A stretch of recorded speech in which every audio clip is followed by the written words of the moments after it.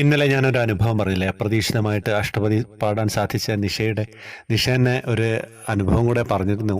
എന്താണെന്ന് വെച്ച് കഴിഞ്ഞാൽ സാധാരണ ഹസ്ബൻഡും മക്കളും ഒരുമിച്ചാണ് ഗുരുവായൂർ പോകാറുള്ളത്. ഒരു ദിവസം രാവിലെ നിഷ പറയാണ് മക്കളോടും ഹസ്ബൻഡിനോടും, ഞാൻ ഒറ്റയ്ക്ക് ഗുരുവായൂർ പോവാണെന്ന്. അപ്പോൾ അവർ ചോദിച്ചു, ഒറ്റയ്ക്കോ? അതെന്താ ഒറ്റയ്ക്ക് പോകുന്നത്? ഒറ്റയ്ക്ക് പോകാൻ അറിയുമോന്നൊക്കെ.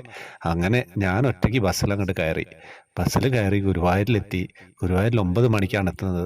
അപ്പോൾ ഞാൻ സ്പെഷ്യൽ ദർശനത്തിനുള്ള ടിക്കറ്റ് എടുക്കാൻ വരിയിൽ നിൽക്കുമ്പോൾ മുമ്പിൽ ഒരു ചേച്ചി നിൽക്കുന്നുണ്ട്. ഞാൻ അവരോട് പറഞ്ഞു, ഞാൻ ഒറ്റയ്ക്കാണ്. അപ്പോൾ അവർ പറഞ്ഞു, ഞാനും ഒറ്റയ്ക്കാണ്. അങ്ങനെ ടിക്കറ്റ് എടുത്തു, ഉള്ളിൽ കയറി.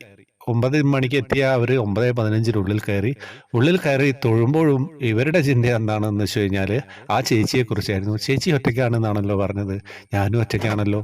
അപ്പോൾ അത് തന്നെയായിരുന്നു ചേച്ചി ചിന്തിച്ചത്. കുറച്ച് കഴിഞ്ഞപ്പോൾ മുന്നിലുണ്ടായിരുന്ന ചേച്ചി ഈ നിഷയെ കണ്ട് നിഷയുടെ കൈ കയറി പിടിച്ചു. എന്നിട്ട് പറഞ്ഞു, ഞാൻ നിഷയെക്കുറിച്ച് നിങ്ങളെക്കുറിച്ചാണ് ചിന്തിച്ച്, നിങ്ങൾ ഒറ്റയ്ക്കാണെന്നല്ലേ പറഞ്ഞത്. അപ്പോൾ നിഷയും പറഞ്ഞു, എന്താണ്, ഞാനും ചേച്ചിയെക്കുറിച്ചായിരുന്നു ചിന്തിച്ചത്.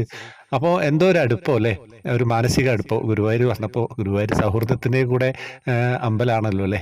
പിന്നീട് എന്താ സംഭവിച്ചത്, എല്ലാവരുടെയും ആ ചേച്ചി ഈ നിഷയെ കൊണ്ടുപോയി കാണിച്ചു, താമരക്കണ്ണനെ കാണിച്ചു, എല്ലാം കാണിച്ചു.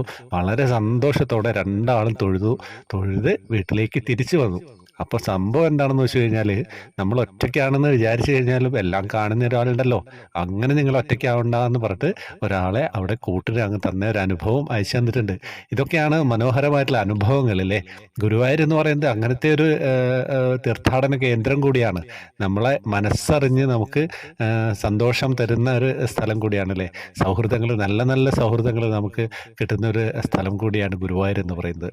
അപ്പോൾ എല്ലാവരും അനുഭവങ്ങൾ എല്ലാവരിലേക്ക് എത്തിക്കുക. വാട്സാപ്പ് ഗ്രൂപ്പിൽ വരാം, ജോയിൻ ബട്ടണിലൂടെ വരാം. പിന്നെ കൃഷ്ണവിഗ്രഹം വേണ്ടവർക്ക് വാങ്ങുകയും ചെയ്യാം. ഹരേ കൃഷ്ണ.